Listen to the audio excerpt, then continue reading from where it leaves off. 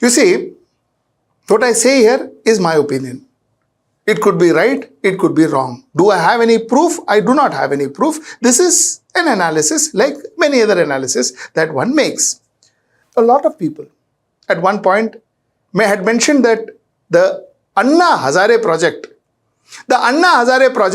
that happened in 2012-13 and all that, the India Against Corruption, where Anna Hazare almost was compared to Mahatma Gandhi and all that, so we kind of hand over those kind of titles very easily to people. So anyway, so that particular campaign, a lot of people had then said that, listen, this campaign is sponsored by RSS, it's sponsored by Bharatiya Janata Party. Basically, Anna Hazare is somewhere down the line playing for the Bharatiya Janata Party, playing as a B team of Bharatiya Janata Party. This is something that was told by a lot of experts during that particular point in time.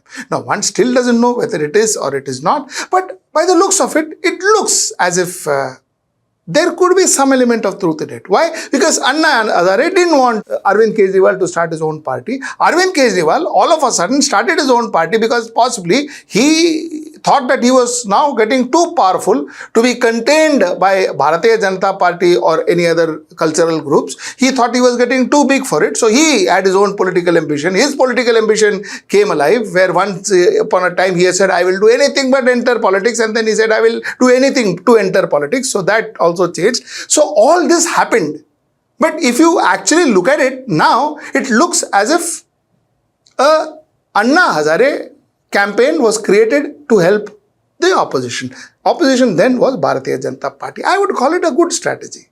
For a political party, if at all they have done that, if at all this is true, I think it's a good political strategy. There is nothing wrong in doing it. Now, same thing I see with Jan Swaraj Party. Like I said, this is my opinion. I could be wrong, but this is my opinion. The point that I'm trying to make, and I want you to be the judge to it, the point that I'm trying to make is Jan Swaraj Party and Prashant Kishore, who is the face and almost everything of Jan Swaraj Party. Prashant Kishore has been part of the run-up of Bharatiya Janata Party since 2024. It is Prashant Kishore who said that, with his strategic inputs and his expertise in elections, he's been saying that, BJP will get 400 plus, 100%. He says, Tamil Nadu BJP will get more than 4 seats, 100%. All this, West Bengal, BJP will crack it. Nothing happened. The fact remains that normally such kind of activities happen in a campaign. This is what you call as creating the base or creating an environment. When a product is launched, when a product is supposed to be sold in a particular market, an environment is created for that particular product in that particular market, so that it is conducive for that product. So creating an environment where everybody, there's a buzz that Bharatiya Janata Party is going to win, Bharatiya Janata Party is going to win, Bharatiya Janata Party is going to win, Bharatiya Janata Party is going to get more than 400, Bharatiya Janata Party will open its account in Tamil Nadu, Bharatiya Janata Party will crack open, will do better, Bharatiya Janata Party will do better in West Bengal this time. All that, creating this environment is what he did. And in the same breath, he also said that I will be the Chief Minister of Bihar. This was his stance. Now the fact has come, the 2025 PR elections, Prashant Kishore, while he is aiming at Bharatiya Janata Party, he is cutting into the India Alliance votes. He is purely cutting into the India Alliance votes.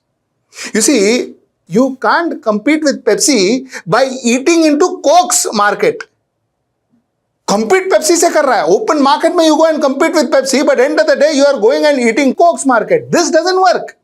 Because finally, end of the day, Coke is busy thinking that you are competing with Pepsi and you end up eating into Coke's market. Pepsi benefits. Normally, under this case, under this circumstances, Pepsi will support that particular competitor at the cost of him kind of going against Pepsi. Pepsi will support that particular competitor because end of the day, that competitor is eating into their competitor, that is Coke's market. Something similar seems to be happening here. While every statement he makes is against Bharatiya Janata Party, but end of the day, he is eating into the India Alliance market. whatever, the Mahagathbandhan market. He's eating into their votes.